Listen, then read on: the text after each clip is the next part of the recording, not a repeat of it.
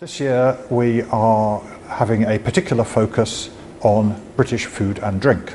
This is a massively growing sector for UK's exports to China. The exports have gone up 170% in this sector in the last 5 years, 26% just last year, 2019, to a value of £780 million.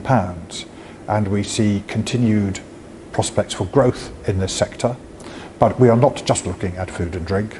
Through our various platforms for the CIIE, we will give an opportunity for connecting with British companies across a whole range of sectors, such as technology, advanced manufacturing, education and so on, all of them which are important to the British economy and to our hugely important trading relationship with China. Since 2018, Iran catch this opportunity to participate in this exhibition. We actively participated in 2019 at 3 levels: National Pavilion level, Minister of the Commerce and Industrial of Iran, big delegation, the private enterprises level, 15 companies in the cultural and the tourism level. Actually, we prepared to participate in this year more than the last year. Reserved about 500 square meters for our companies to participate. It was supposed that we participate at the high level because of the COVID-19. And we couldn't go ahead as we wanted, but 30 Iranian companies from different areas, the high-tech technology, the cultural, consumer technology, more than 300 square meters. We did our best to bring many people as we can to the exhibition. Fiji has been actively participating in the past CIIEs, and this year we have been looking forward to the third CIIE. Due to the challenges of COVID-19, the preparation has to be different, especially in view of China's prevention and control measures. For instance, the opening ceremony as well as the Hongqiao Forum will be conducted virtually. So our leaders from Fiji as well as our business entrepreneurs, rather than coming and attending the CIIE physically in person, the participation can be done virtually. Our well-known products in China, like Fiji water, cosmetic products, pure Fiji, noni juice, and Fiji beer, tourism is also been promoted at the various booths within the trade pavilion. I will share with you good news that Fiji also will be opening a new Fiji Imports Pavilion at the G Hub with the Green Lane Group. More of our products can be introduced in China, Chinese consumers, also to learn a bit more about Fiji. We command China. Here in China, we are back to normalcy, I would say, thanks to China. Shanghai, it's a very active city. We should participate in most of this. I'm very happy I participate in most of them. CIE, this is my 3rd year, so we kind of have experience now. We are looking forward for the 4th one. Our UAE companies has put a great effort to present themselves during this CIE. We have our one of our UAE chambers will be helping their members who cannot attend by set up a booth for them and building a B2B connection during the exhibitions. Mexico is moving ahead with a comprehensive formula to introduce itself to China. Culture plus commerce plus tourism. This year, Mexico's participation in the Food and Agricultural Products exhibition will bring high-quality products through Casa Mexico, a Mexican imports enterprise based in Shanghai, as well as the government of Jalisco, a highly industrialized and agricultural strong state in western Mexico. As you can see here on my right, we are celebrating the 70th anniversary of our bilateral relations, and Switzerland was one of the first Western countries to recognize the People's Republic of China. We've had always relations which was marked by pioneer spirit, and this year the CIIE is a good opportunity for us to showcase the excellence of our relationship. Switzerland is an exporting country, and China is our 3rd trading partner, whose importance is growing every year. Last year we had something like 60 companies here in the exhibition, majorly from the food and drink industries. This year it's going to be like 15 companies and unions that Turkey will be represented here with. For our exporters, it's a huge opportunity to bring their food, their goods, to present what they produce to the Chinese market and buyers here. Our companies will be here with their own representatives that are in China. Hopefully next year, after this whole COVID-19 is over, will be again very strongly be presented in the next one. With the COVID situation, we have assembled quite some companies that are in the health sector, the sector of health and medical equipment notably. We have quite a large Swedish company presence at the CIE this year, 16 companies in all. It's more or less the same, so it's not like 2020 has been a downturn in Swedish participation. Since there are travel restrictions coming into China, we have our companies here with their personnel here. The COVID pandemic has definitely added a lot of complications to how both China and the participating exhibitors sort of prepare and engage in CIIE. Despite COVID-19, we still have a lot of companies who want to come to China and who want to participate in the Expo, and they're looking forward to the Expo. New Zealand government, as we did in previous years, will have some supported pavilions, so we'll be doing 2 pavilions, one in the food and beverage space called the Taste of New Zealand, and one in the medicine and healthcare area, which will sort of feature on the healthcare aspect of New Zealand's exports to China. During the 3rd edition of CIIE, France will organize for the first time a sectorial pavilion under the banner Taste France. This pavilion will be located in Hall 1.1. It will showcase the French food and wine expertise and know-how with the support of the French Ministry of Agriculture,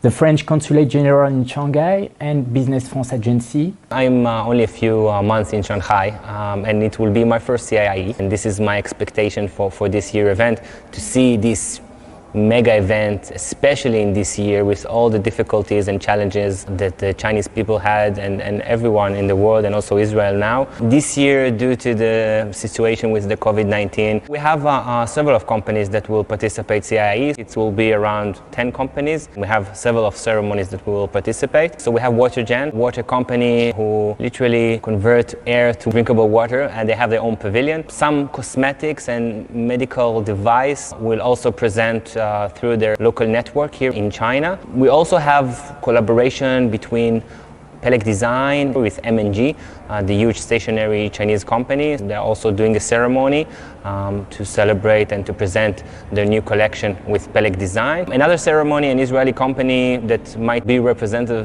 here is Zylab. They have really good relations with Novocure, an Israeli company who developed a medical device for cancer. Every challenge also provides an opportunity. We have seized that opportunity to be very creative in our approach to CIIE this year. This is an opportunity for the UK and China to build on our strengths. China's is the UK's 3rd largest trading partner.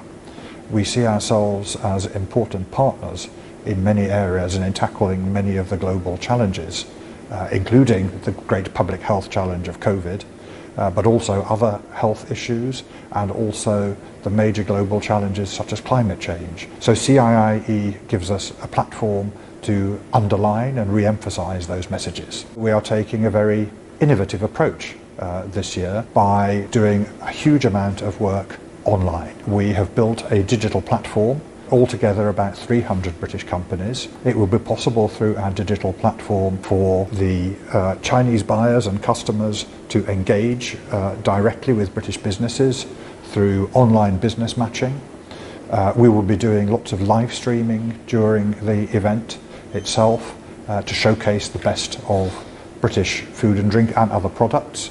Brought a new concept of the cooperation in the economy. At the level of the economy, at the global economy and the regional economy, and also the cooperation between the poor and the rich countries, cooperation between the medium size, the big size, and the small size of the company. The big economy could attract and integrate the other economies, could open his arm to all of the goods from the foreign country to his country. It shows the maturity and the growth of the economy of China. This is the hub, all of the country to present themselves, not only exchange of the commodities and the goods, cultural values also. In nanotechnology, rank 4th after the China, United States, and the India. CIIE to deliver the global exposure and also send out the message to the world that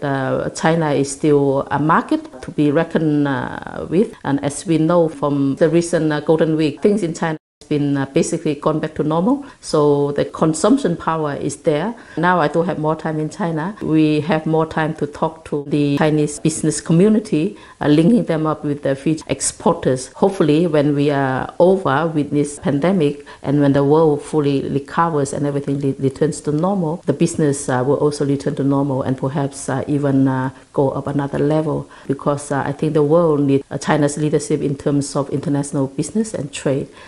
And investment. Comparing with the previous expos, I think this expo will be more online promoting. I believe countries and companies will develop strategy and methods to promote their product digitally. China is our UAE leading trade partner. We will have one of our big UAE companies signing MOU with their counterpart, Chinese companies. And I hope this CIE will strengthen and enhance the Sino-UAE friendship and strong ties. As representative of Mexico in the most economically dynamic region in China, we have very positive expectations and are excited to show a varied selection of Mexican products to the Chinese public. We hope the third CIIE serves as a starting point for more partnerships between Mexican and Chinese companies. And let me introduce you to Mexican avocado, the best in the world. We are really looking forward to participating to this third CIIE, where we're going to showcase the areas where we're strong at, like innovation, long-term commitment, and sustainability. You will have present the Fortune 500 companies like ABB, Roche Diagnostic, Novartis, and Nestlé, but you also have smaller companies but who excel in their sector. And I would highly recommend visitors to visit these companies. I think this year is really important to showcase and to underline the contribution that foreign companies have done in the fight against the global pandemic, what they have done in generating employment and contributing to growth. In other words, sustainable development. We appreciate is that China is doing again this event this year and trying to accommodate the foreign delegations and the embassies as much as possible. Although it's have its own very strict restrictions, they are adamant to make this event a success. So we're trying to as much as contribute from our side also that this event will be a success, to show that China is open to imports and it's trying to increase trade volume. We're trying to find the right connections so that our companies in Turkey can contact their partners here through online channels.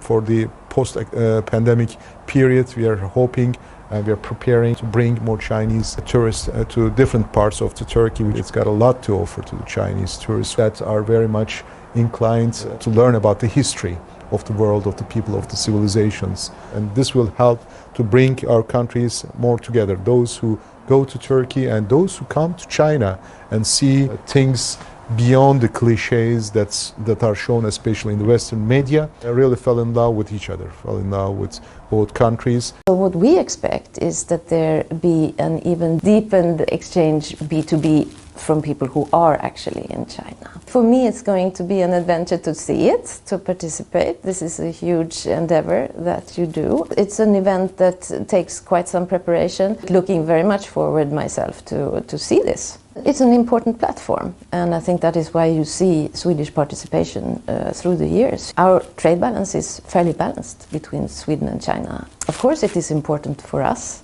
that China imports. Despite this challenge, it's also been an exciting opportunity for our exporters. China is a really significant market for New Zealand. Our companies will be eagerly looking forward to coming up and being able to participate in the expo. COVID-19 has sort of shown the world the importance of healthy food and of being sort of aware of your health and your environment. And that's a space that I think New Zealand fits quite nicely into.